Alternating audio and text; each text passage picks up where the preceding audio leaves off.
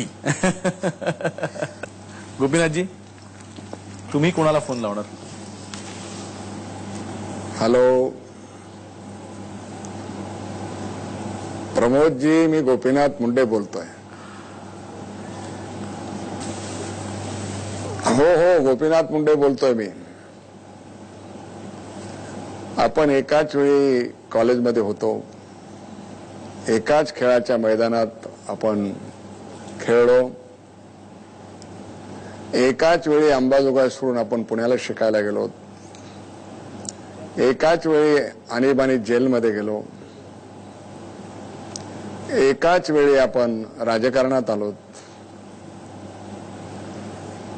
एकाच वेळी राजकारणात आपण यश संपादन केलं. मग याच वेळी तुम्ही मला सोडून का गेलात एकटे? हा अन्याय. तुमचं अचानक सोडून जाण्यामुळं माझं नाही देशाचं नुकसान झालंय. कारण देशाला पंतप्रधान पदाचा उमेदवार नाहीये. तुम्ही असतात परत या, तुम्ही आलात तर या देशाचे प्रधानमंत्री होऊ शकाल एवढी तुमची योग्यता आहे. असा तुम्ही एक डाव मांडला आणि हा डाव असाच अर्ध्यावर का सोडला हा माझा तुम्हाला प्रश्न आहे. मित्र म्हणून मला विचारण्याचा अधिकार आहे. तुम्ही ममता, जयललिता, समता सगळ्यांना एकत्र बांधत होतात. आता कुणीच नाही आपल्या बरोबर. त्यांना तुम्हीच आणू शकला असतात. शिवसेनेत आमच्यातही कधी मतभेद होतात, पण ती कशी टिकवायची ह्याची कला तुम्हाला अवगत होती, आम्हाला कुठे.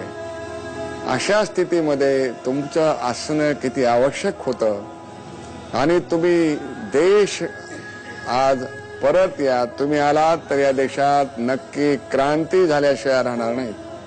आणि तुम्ही आलात तर माझ्यासारखे असंख्य लोक तुमच्या पाठीमागे उभा राहून ही क्रांती घडवल्याशिवाय राहणार नाहीत.